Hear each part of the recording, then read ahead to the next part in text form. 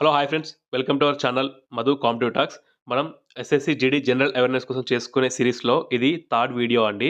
ఎవరైనా first video, second video చూడకపోతే వెళ్ళి చూడండి, మన ఛానల్లో ఉంటుంది. సో ఇవి ఓన్లీ క్వశ్చన్స్ ఎస్ఎస్సి జీడీకే కాదండి, మనకి ఎస్ఎస్సి కండక్ట్ చేసే ఎంటీఎస్, సిహెచ్ఎస్ఎల్, సిజిఎల్ అట్లనే అన్ని సెంట్రల్ గవర్నమెంట్ ఎగ్జామ్స్కి, స్టేట్ ఎగ్జామ్స్కి యూస్ఫుల్గా ఉంటుంది. సో మీరు వీడియోని చివరి వరకు చూడండి, మీకు ఖచ్చితంగా ఉపయోగకరంగా ఉంటుందని అనుకుంటున్నాను. సో ఇంకా మనం క్వశ్చన్స్లోకి వెళ్దామండి. మనకు అడిగిన ఫస్ట్ క్వశ్చన్ ఏంటి అంటే, ఇది ఇండియన్ ఆర్ట్ అండ్ కల్చర్లో భాగంగా అడిగారండి. సో ఇక్కడ అడిగింది ఏంటి అంటే మ్యూజికల్ ఇన్స్ట్రుమెంట్స్ నుంచి అడిగారండి. సో నిఖిల్ బెనర్జీ అనే వ్యక్తి ఏ మ్యూజిక్ ఇన్స్ట్రుమెంట్ వాయిద్యంలో ఈయన ప్రసిద్ధి చెందారు అని అడిగారండి. సో మనకి మీరు ఏ ఎగ్జామ్కి వెళ్ళినా కానీ డాన్సెస్, ఫెస్టివల్స్, మ్యూజిక్ ఇన్స్ట్రుమెంట్స్ ఇవి చూసుకొని వెళ్ళాలి. ఫోక్ డాన్సెస్ కూడా చూసుకొని వెళ్ళాలి, అవి కూడా ఎక్కువ ఫోకస్ చేస్తున్నారు. సో మనకి దీని ఆన్సర్ వచ్చేసి ఏంటి అంటే సితారా అండి. సో అట్లనే ఇది చూసుకున్న తర్వాత నిఖిల్ బెనర్జీ గారికి వచ్చిన అవార్డ్స్ కూడా చూసుకోవాలి, ఎందుకంటే వాటి మీద మొదలు ఎక్కువ ఫోకస్ చేసి అడుగుతున్నారు ఎస్ఎస్సి వాళ్ళు. సో అట్లనే మనము నెక్స్ట్ సితారాలో కొంతమంది ఫేమస్ ప్లేయర్స్ని చూద్దాం. ఇంపార్టెంట్ సితారా ప్లేయర్స్ ఇన్ ఇండియా అండి. సో వీళ్ళు సితారా వాయిద్యంలో చాలా రకాలు అనమాట. సో వీళ్ళందరికీ చాలా అవార్డ్స్ కూడా వచ్చి ఉంటాయి. సో ఆ పాయింట్ ఆఫ్ వ్యూ చాలా ఇంపార్టెంట్ అనమాట. సో అందులో మనకి మెయిన్ ముఖ్యులు ఎవరు అంటే పండిత్ రవిశంకర్ అండి. ఈయన సితారా వాయించడంలో చాలా ఫేమస్ వ్యక్తి అనమాట. సో ఈయనకి జాతీయ స్థాయిలో అట్లనే ఇంటర్నేషనల్గా చాలా అవార్డ్స్ వచ్చాయన్నమాట. అవన్నీ ఇంపార్టెంట్ చూసుకోవాలి. సో దాని తర్వాత ఎవరు అంటే ఉమాశంకర్ మిశ్రా అండి. సో ఆయన తర్వాత హరిశంకర్ భట్టాచార్య, దాని తర్వాత బుద్ధాదిత్య ముఖర్జీ, నిఖిల్ బెనర్జీ. సో ఈ 3 పేర్లు చాలా ఇంపార్టెంట్ అండి. విలయత్ ఖాన్, విజయత్ ఖాన్ అండ్ ముస్తక్ అలీ ఖాన్ అనమాట. సో వీళ్ళు కూడా ఒక ఫ్యామిలీకి చెందిన వాళ్ళు. వీళ్ళు కూడా చాలా ఫేమస్ అనమాట. సో మీరు వీటిని ఎట్లా గుర్తుంచుకోవాలి అనుకుంటే, ఇక్కడ చూడండి, శంకర్, శంకర్, శంకర్ ఉంది కదా, ఇలా గుర్తుంచుకోండి. సో ఇక్కడ వచ్చేసి ముఖర్జీ అండ్ బెనర్జీ ఇలా గుర్తుంచుకోండి. ఇది వచ్చేసి ఏంటంటే ముస్తక్ అలీ ఖాన్ అంటే ఎం, విలయత్ ఖాన్ అంటే వి, విజయత్ ఖాన్ అంటే వి అనమాట. ఎంవివి సత్యనారాయణ అట్లా అంటారు కదా, అలా గుర్తుంచుకోండి. సో శంకర్, శంకర్, ముఖర్జీ, బెనర్జీ అండి. సో దాని తర్వాత మనం చూసుకోవాల్సింది ఏంటంటే, ఇక్కడ మీరు కన్ఫ్యూజ్ అవ్వద్దండి, ఎందుకంటే నిఖిల్ బెనర్జీ అని ఉన్నది కదా. సో మనకి తబలా ప్లేయర్లో ఒక అతను ఉంటారు అనమాట. ఆయన పేరు ఏంటంటే నిఖిల్ ఘోష్ అనమాట. సో ఈ రెండింటికి కన్ఫ్యూజ్ అవ్వద్దు, క్లారిటీగా ఉండండి. నెక్స్ట్ క్వశ్చన్ చూద్దాం. మనకు అడిగిన నెక్స్ట్ క్వశ్చన్ ఏంటి అంటే, ఇది టెంపుల్ నుంచి అడిగారండి. కోనార్క్ సన్ టెంపుల్ ఉంటుంది కదా, కోనార్క్ సూర్య దేవాలయం ఎన్నవ శతాబ్దంలో నిర్మించారని అడిగారండి. సో మనకి దీనిని 1250వ సంవత్సరంలో కడతారనమాట. సో మనకి ఇది 13th సెంచరీ వస్తుందండి. సో దీన్ని మనకి క్వశ్చన్ ఇంకెలా అడగొచ్చు అంటే, దీన్ని నిర్మించిన రాజు ఎవరు అడగొచ్చు అనమాట. నరసింహ దేవ వన్ అని ఒక రాజు నిర్మిస్తాడనమాట. ఆయన ఏ వంశానికి చెందిన వ్యక్తి అంటే తూర్పు గంగా డైనస్టీకి చెందిన వ్యక్తి అనమాట. సో ఇంకా ఇలా అడగడానికి క్వశ్చన్ అవకాశం ఉంది అంటే, కోనార్క్ సన్ టెంపుల్ ఉంది కదండి, ఇది యునెస్కో వారసత్వ జాబితాల్లో ఉందా లేదా అని అడుగుతారు. సో ఇది యునెస్కో జాబితాల్లో ఉంది అండి. ఎన్నో సంవత్సరంలో ప్రకటించారని కూడా వచ్చు. 1984 సంవత్సరంలో దీన్ని ఆ జాబితాలో చేర్చారు. సో ఇందులో వాడిన శిల్పాన్ని కూడా అడుగుతారండి. సో దీన్ని బ్లాక్ పగోడా టెంపుల్ అని కూడా అంటారనమాట. సో ఇది ఏ స్టేట్లో ఉంది కూడా అడుగుతారనమాట. సో ఇది మనకి ఒరిస్సా, పూరిలో ఉంది అనమాట. సో మనము భారతదేశంలో ఉన్న మరికొన్ని టెంపుల్స్ కోసం చూద్దాం. సమ్ ఇంపార్టెంట్ అండ్ రెగ్యులర్గా ఎస్ఎస్సిలో అడుగుతున్న కొన్ని టెంపుల్స్ చూద్దామండి. సో మనకి ఫస్ట్ వచ్చేసి తమిళనాడు అండి. తమిళనాడులో వచ్చేసి రామనాథేశ్వర టెంపుల్ అండి. ఇది తమిళనాడులో ఉంది. సో మీనాక్షి టెంపుల్ మనందరికీ తెలుసు, తమిళనాడులో ఉంది. సో ఇది చాలా మోస్ట్ ఇంపార్టెంట్ అండి, బృందేశ్వర టెంపుల్. సో ఈ టెంపుల్ అనేది మనకి యునెస్కో జాబితాలో కూడా గుర్తింపు పొందింది. ఇది చాలా మోస్ట్ ఇంపార్టెంట్ అండి. దీనికోసం ఎలా అడగొచ్చు అంటే, దీన్ని నిర్మించిన రాజు అడగొచ్చు అనమాట. దీన్ని నిర్మించిన రాజు ఎవరంటే రాజా రాజు 1 అనే ఒక రాజు ఉంటాడనమాట. మనకి వీళ్ళు చోళులు అనమాట. సో దానికి చెందినవారు. సో దీనిని ఏ సంవత్సరంలో కట్టారు అని చాలాసార్లు అడిగారండి. 1010లో దీన్ని నిర్మించారు అనమాట. సో ఈ టెంపుల్కి ఉన్న మరో నేమే రాజరాజేశ్వర టెంపుల్ అండి. సో ఇది కూడా చాలాసార్లు అడిగారు. సో నెక్స్ట్ వచ్చేసి కర్ణాటక అండి. కర్ణాటకలో ఉన్న మోస్ట్ టెంపుల్ ఇంపార్టెంట్ ఏంటంటే విరూపాక్ష టెంపుల్ అండి. సో ఇది చాలా ఎగ్జామ్స్లో అడిగారు. సో దాని తర్వాత గోమటేశ్వర టెంపుల్ అండి. ఇది జైన్ టెంపుల్ అనమాట. సో మనకి ఇది కర్ణాటకలో ఉంది. నెక్స్ట్ చాలా సార్లు రిపీట్ అవుతున్న క్వశ్చన్ ఏంటి అంటే ఖజురహో టెంపుల్ అండి. సో ఇది మనకి మధ్యప్రదేశ్లో ఉంది. ఈ టెంపుల్ కోసం ఎక్కువ రెగ్యులర్గా అడిగే క్వశ్చన్ ఏంటి అంటే, ఇది ఏ రాజ్యానికి చెందిన వారు నిర్మించారు అని అడుగుతారండి. సో ఆన్సర్ వచ్చేసి చండేలులో అండి. సో నెక్స్ట్ క్వశ్చన్ చూద్దాం.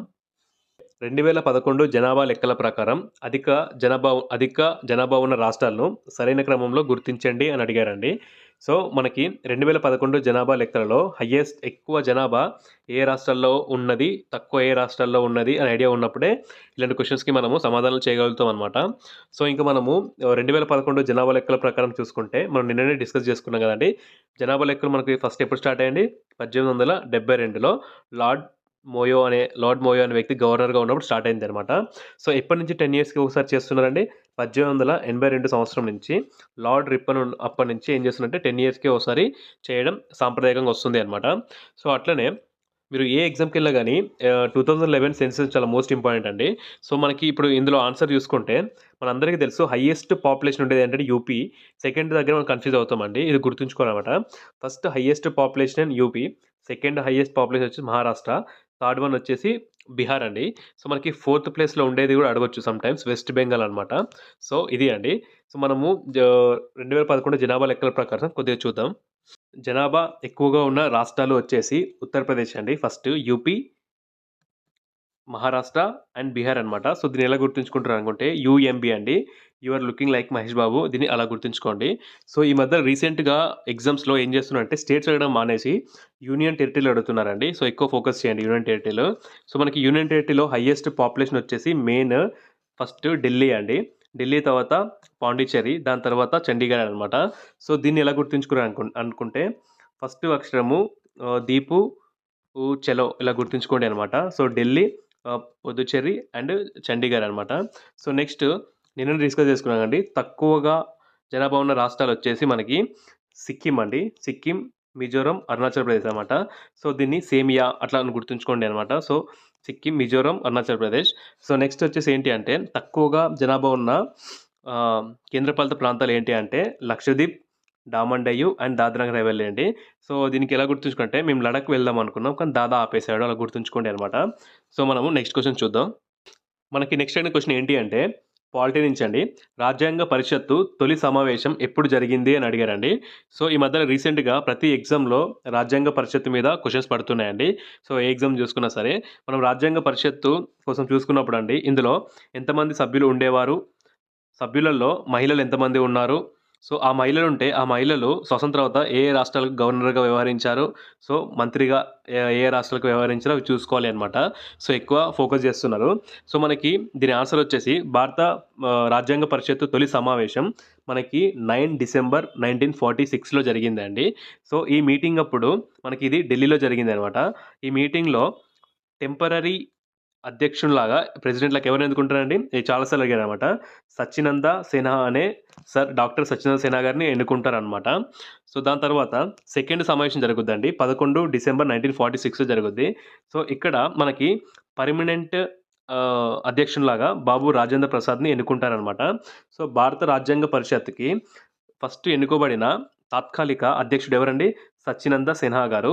సో, తర్వాత భారత రాజ్యాంగ పరిషత్తుకి పర్మనెంట్ అధ్యక్షుడు ఎవరండి? బాబు రాజేంద్ర ప్రసాద్ అనమాట. సో, నెక్స్ట్ ఈ డేట్ కూడా ఇంపార్టెంట్ అండి. 13 డిసెంబర్ 1946 అనమాట. సో, ఇక్కడ మనకి రాజ్యాంగం యొక్క లక్ష్యాలు, ఆశయాలు అనే తీర్మానాన్ని ప్రవేశపెడతారనమాట. సో, ఈ డేట్ రోజు దీనిని ఎవరు ప్రవేశపెట్టారు అని చాలా ఎగ్జామ్స్‌లో అడిగారండి. జవహర్లాల్ నెహ్రూ గారు ప్రవేశపెడతారనమాట. సో, దీన్ని రాజ్యాంగ పరిషత్తు ఎప్పుడు యాక్సెప్ట్ చేస్తదండి? 1947 జాన్వరి 22కి దీన్ని యాక్సెప్ట్ చేస్తదనమాట. సో, మనము భారత రాజ్యాంగ పరిషత్తులో ఉన్న కొన్ని ముఖ్యమైన కమిటీల కోసం చూద్దాం. మనకి ఎగ్జామ్‌లో ఫ్రీక్వెంట్‌గా అడిగే క్వెషన్స్ ఏంటి అంటే, ఈ కమిటీల పైన క్వెషన్స్ పడతాయండి. కమిటీస్ దాని చైర్మన్‌లు పక్కా గుర్తుంచుకోవాలి అనమాట. సో, మనకి భారత రాజ్యాంగ పరిషత్తు కమిటీలలో అతిపెద్ద కమిటీ ఏంటంటే సలహా సంఘం అండి. ఇందులో నియర్లీ ఒక 54 మెంబర్స్ ఉంటారనమాట. సో, అందుకే ఇది పెద్ద కమిటీ. సో, దీనికి అధ్యక్షత వహించింది ఎవరంటే సర్దార్ వల్లభాయ్ పటేల్ గారండి. సో, అట్లనే సర్దార్ వల్లభాయ్ పటేల్ గారు ఇంకా దేనికి చైర్మన్‌గా ఉన్నారంటే ఫండమెంటల్ రైట్స్ అండ్ రాష్ట్రాల యొక్క రాజ్యాంగ కమిటీకి ఈయన అధ్యక్షులుగా ఉన్నారు. సో, నెక్స్ట్ మీకు ఎగ్జామ్‌లో అడగొచ్చనమాట. రాజ్యాంగ పరిషత్తు కమిటీలలో ఫండమెంటల్ రైట్స్ కమిటీకి ఎవరు అధ్యక్షత వహించారు అంటే సర్దార్ వల్లభాయ్ పటేల్ అనమాట. సో, నెక్స్ట్ వచ్చి ఇంపార్టెంట్ కమిటీ ఏంటంటే డ్రాఫ్టింగ్ కమిటీ అండి. సో, డ్రాఫ్టింగ్ కమిటీకి అధ్యక్షులు ఎవరండి? తెలుసు కదా ముసాయిదా కమిటీ. డాక్టర్ బిఆర్ అంబేద్కర్ గారు. సో, నెక్స్ట్ వచ్చేసి steering committee and national flag and rules committee అనమాట. సో, ఈ 3 కమిటీకి ఎవరు చైర్మన్‌గా ఉన్నారంటే రాజేంద్ర ప్రసాద్ గారు ఉన్నారండి. సో, నెక్స్ట్ వచ్చేసి అట్లనే కేంద్ర అధికారాల కమిటీ ఎవరండి? జవహర్లాల్ నెహ్రూ అన్నమాట. ఎక్కడిది కేంద్రం అని వస్తుందో సో, జవహర్లాల్ నెహ్రూ గారు ఉన్నారు.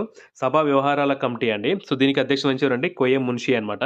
సో, మన రీసెంట్ ఎగ్జామ్‌లో ఏం అడిగారంటే సభా వ్యవహారాల కమిటీకి అధ్యక్షత వహించిన కేఎం మున్షి గారు ఓహ్, ఏ రాష్ట్రానికి గవర్నర్‌గా ఉన్నారు అని అడిగారనమాట. సో, ఇలా కూడా అడుగుతున్నారు చూసుకోవాలి.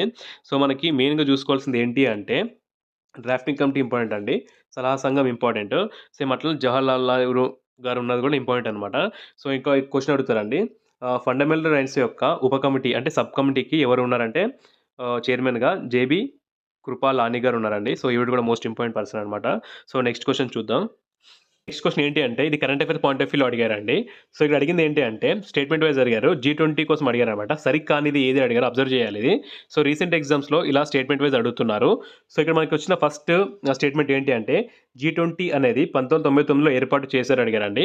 ఇది అవునండి, కరెక్టే అనమాట. మనకి 1994లో మెక్సికోలోను అట్లనే 1999లో ఏషియాలో వచ్చిన ఆర్థిక సంక్షోభాన్ని అలా ఎదుర్కోవడానికి ఏం చేశారు అంటే G7 నేషన్స్ ఉంటాయి కదండీ.